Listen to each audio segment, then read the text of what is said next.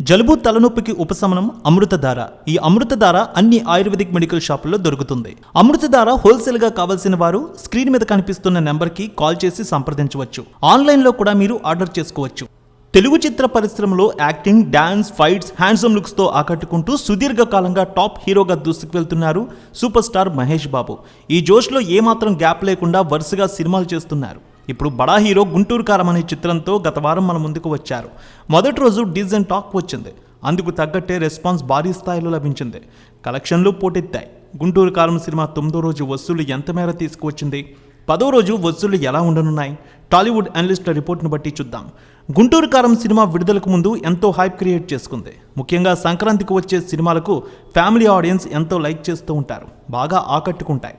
ఇప్పుడు కూడా పెద్ద ఎత్తున ఫ్యామిలీ ఆడియన్స్ని ఈ సినిమా ఆకట్టుకుంది.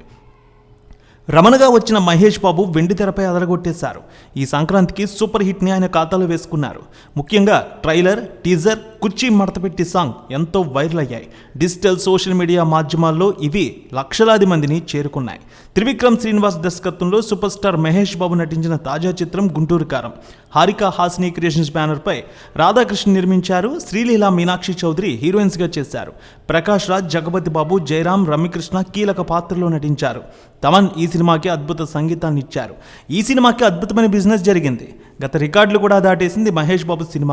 నైజాం 42 కోట్లు, సీడెడ్ 13 కోట్లు, ఏపీ అన్ని ప్రాంతాలు కలిపి 46 కోట్ల బిజినెస్ చేసుకుంది.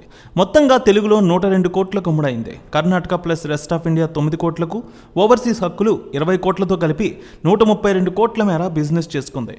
ఆరంభంలోనే మంచి హైప్ను క్రియేట్ చేసుకుని గుంటూరు కారం మూవీ శుక్రవారం ప్రేక్షకుల ముందుకు వచ్చింది. అన్ని ఏరియాల్లో సూపర్ టాక్ వచ్చింది. తొలివారం దాటేసరికి 200 కోట్ల మార్కు దాటేసింది వసూళ్లలో. తొలి రోజు 94 కోట్లు తీసుకువచ్చింది. నిజంగా ఎక్కువ రెస్పాన్స్ లభించిందనే చెప్పాలి ఈ వసూళ్లను చూస్తే. నిజంగా అనుకున్న దానికంటే అద్భుతమైనటువంటి వసూళ్లు వచ్చినట్టు అనలిస్టులు కూడా భావించారు. రెండో రోజు 33 కోట్లు తీసుకువస్తే మూడో రోజు 37 కోట్లు తీసుకువచ్చింది.